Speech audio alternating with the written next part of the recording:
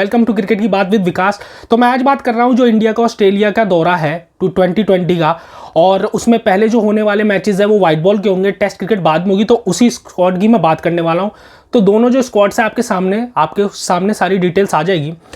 Mainly मुझे ज़्यादा problem नहीं है, मेन जो एक प्लेयर की प्रॉब्लम है रोहित शर्मा, उसकी बात मैं एंड में करूँगा। पहले बात करता हूँ और भी प्लेयर जो सिलेक्ट हो सकते थे अपनी आईपीएल की परफॉर्मेंस पे। कुछ प्लेयर सिलेक्ट हुए ना, जैसे कि टी नटराजन, पहले वरुण चक्रवर्ती सिलेक्ट हुए थे, वो किस बेस पे सिलेक्ट हुए थे, और अब टी नटराजन क्योंकि डेथ बॉलिंग अच्छी करते हैं इस बेस पे सिलेक्ट हुए हैं। ऐसी कोई खास परफॉर्मेंसेज उनकी रही नहीं, डेथ अच्छी कर लेते हैं, क्या सिर्फ डेथ बॉलिंग के बेस पे उनको ले लिया है? और अगर डेथ बॉलिंग के बेस पे नहीं लिया तो क्या उनको फिर क्या किसी बॉलर को आप इस बेस पे ले लेंगे कि उस स्टार्ट में ओवर अच्छे कराता है और एंड में अच्छे नहीं करता? क्योंकि मैंने जितना टी नटराजन को मैंने ऑब्जर्व किया है इस आईपीएल के अंदर, तो वो एंड में तो आके अच्छी बॉलिंग करते हैं, स्टार्ट अच्छा नहीं कर रहे हैं। साथ के साथ वरुण चक्रवर्ती को उनको किस बेस पे लिया? एक मैच पे पंजा लगाने की बेस पे उनको ले लिया है। अदर उनको परफॉर्मेंस नहीं दिखे, जैसे कि अगर टेस्ट T20 स्क्वाड पे मैं नज़र डाल रहा हूँ, आपके सामने भी डिटेल्स आई होंगी तो आपने देखा होगा। इसके अंदर मुझे सबसे बड़ी प्रॉब्लम जो आ रही है वो है सूर्य कुमार यादव। सूर्य कुमार यादव का सिलेक्शन क्यों नहीं किया गया? उन्होंने जितने रन बनाए हैं, मतलब अगर मैं बात करूं कि सूर्य कुमार यादव ने इस आईपीएल में, अगर उनकी डिटेल्स में देखूं कि उन्होंने कितने रन बनाए हैं, तो उन्होंने दोस्तों इस आईपीएल के अंदर, वैसे तो उन्होंने आईपीएल में इन जनरल परफॉर्मेंसेस काफ़ी अच्छी की हैं, और इस आईपीएल के अंदर भी उन्होंने एक अच्छा एवरेज और अच्छी मतलब कंसिस्टेंसी और जो स्ट्रोक खेलने का तरीका होता है ना, जिससे पता लग जाता है कि एक प्लेयर कितना बड़ा है और उसकी क्या मतलब कैलिबर है उसका, तो वो उन्होंने काफ़ी अच्छा शो किया इस आईपीएल में। उसके बाद भी उनको नहीं रखा गया। सेकंड में बात करूँ, ईशान किशन ने भी बहुत अच्छी परफॉर्मेंस की है इस आईपीएल के अंदर, और ईशान किशन को लेना चाहिए था। अगर ऋषभ पंत फॉर्म में नहीं थे, ऋषभ पंत को आपने ड्रॉप कर दिया, चलो मानते हैं ऋषभ पंत को आपने इसलिए ड्रॉप कर दिया क्योंकि वो फॉर्म में नहीं थे, तो उनका तो बनता था ड्रॉप होना, क्योंकि उनको काफ़ी टाइम से चांसेस मिलते जा रहे थे और वो उस चांस को अवेल नहीं कर पा रहे थे। लेकिन अगर बात करें ईशान किशन की, तो उन्होंने इस साल एक मेजर प्लेयर जो है वो मुंबई के लिए साबित हुए हैं। उसके बाद भी उनको नहीं लिया गया, परफॉर्मेंस देने के बाद भी डोमेस्टिक में भी उन्होंने ठीक ठाक परफॉर्मेंस दी है। तो ये मतलब हमें देखना होगा कि ये क्या हो रहा है, मतलब ये किस तरह की सिलेक्शन है और सिलेक्शन किस हिसाब से हो रही है। अब अगर मैं सिलेक्शन पैनल में बात करूँ कि मतलब सिलेक्शन जो हुई है उसमें एक और प्लेयर आ सकते थे, जैसे कि वरुण चक्रवर्ती को लिया है। एक और प्लेयर है जो कि यंगस्टर होने के बाद उन्होंने काफ़ी अच्छी परफॉर्मेंसेस दी हैं, वो प्लेयर है दोस्तों रवि बिश्नोई। एक यंगस्टर होने के बाद पिछले साल अंडर 19 खेली थी उन्होंने, काफ़ी इंप्रेस किया है काफ़ी लोगों को आईपीएल में, और काफ़ी अच्छा टेम्परामेंट शो किया उन्होंने। विकेट्स के साथ साथ उन्होंने अच्छी इकोनॉमी रेट भी उन्होंने मेंटेन किया। तो एक क्वेश्चन मार्क है कि उनको क्यों नहीं लिया गया। काफ़ी सारे क्वेश्चन मार्क्स हैं, उनमें से एक ये भी है। अब अगर दोस्तों मैं बात करूं कि इसमें अगर पूरी टीम सिलेक्शन में देखा जाए तो रोहित शर्मा, भाई रोहित शर्मा को पहले आपने सेलेक्ट नहीं किया, उन्होंने आईपीएल में खेला, चलो उन्होंने खेलना स्टार्ट कर दिया आईपीएल में फिर दोबारा, तब उनको आपने सेलेक्ट कर लिया। जब वो फिट, तो उन्होंने आपने उनको टेस्ट स्क्वाड के लिए सिलेक्ट कर लिया। वो प्लेयर अच्छे हैं वाइट बॉल क्रिकेट के, इंडिया में उन्होंने अभी तक परफॉर्मेंस अच्छी दी है, टेस्ट क्रिकेट में बाहर उन्होंने दी नहीं, उनके लिए भी बड़ा टूर होगा।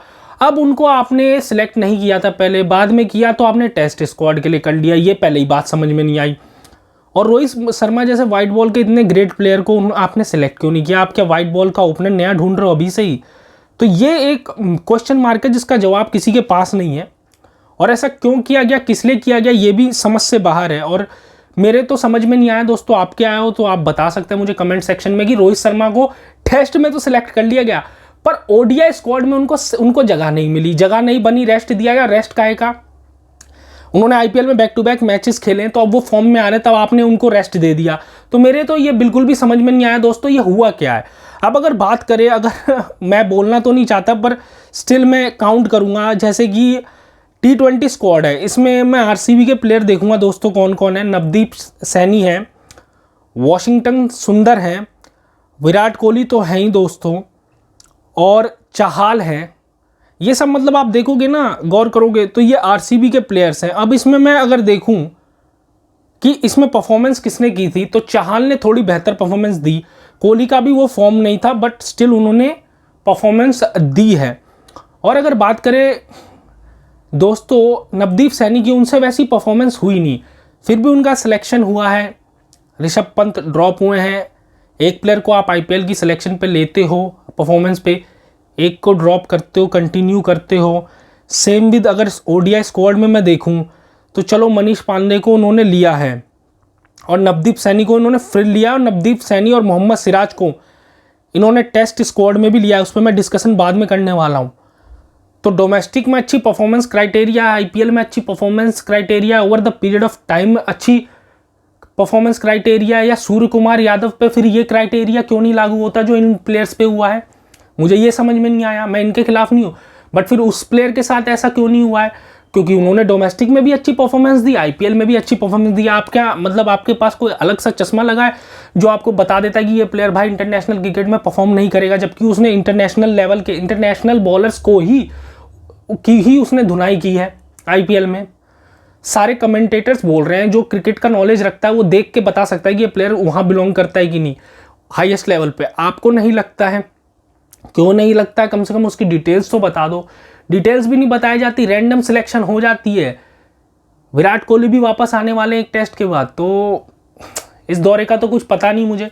अब रोहित शर्मा के हाथ में सब कुछ, वाइस कैप्टन तो वैसे अगर देखा जाए दोस्तों T20 के तो केएल राहुल है, और वैसे अजिंक्य रहाणे हैं टेस्ट क्रिकेट के वाइस कैप्टन इंडिया के। टेस्ट क्रिकेट और स्क्वाड पे मैं बाद में बात करने वाला हूँ, और विराट कोहली जो वापस आने वाले हैं उस पर भी मैं डिस्कशन करूँगा, पूरी डिटेल में आपको डिटेल्स दूंगा। बट काफ़ी सारे डाउट्स हैं ये जो स्क्वाड सिलेक्ट हुई है उस पर, और देखना पड़ेगा कि टीम कैसा परफॉर्मेंस करती है। और ऐसा नहीं है कि बहुत बुरे प्लेयर हैं, प्लेयर्स अच्छे हैं, लेकिन यही है दोस्तों कि मेरिट पर सिलेक्शन होना चाहिए, और इंडियन क्रिकेट में ये अभी तक होता आया है, ज़्यादातर कई जगह नहीं हुआ है। और विराट कोहली की भी कप्तानी में पिछले साल इंडिया जीती थी, जो 2018-19 का दौरा था, मुझे याद नहीं है, ये ठीक से याद नहीं है, और उसमें इंडिया जीती थी, मतलब कि T20 जीती थी, ड्रॉ हुआ था may be T20 and series, and ODI जीती थी 2-1 से, एंड टेस्ट सीरीज़ भी जीती थी 2-1 से। तो उसमें स्टीव स्मिथ, वार्नर ये सब नहीं थे, लवशेन भी नहीं थे, तो ये इंडिया जीत गई थी। तो अब ये सारे हैं, और पूरे ज़ोर से आएगी ऑस्ट्रेलिया, क्योंकि पिछली बार वो हार गई। तो देखने वाली बात होगी होता क्या है दोस्तों, इसमें बहुत ही इंटरेस्टिंग सीरीज होने वाली है ऑल इन ऑल। तो देखेंगे दोस्तों इसमें क्या होता है, और इसकी डिटेल्स और डेली अपडेट्स इंडियन क्रिकेट में क्या क्या हो रहा है सारी आपको इस चैनल पे मिलेगी यार। और अगर आपको वीडियो पसंद आई ना तो इसको लाइक कीजिए, शेयर कीजिए, मेरे चैनल को सब्सक्राइब कीजिए ताकि मैं और कंटेंट डाल पाऊँ ना। अभी के लिए इतना ही, मिलते हैं अगली बार। Thanks, bye.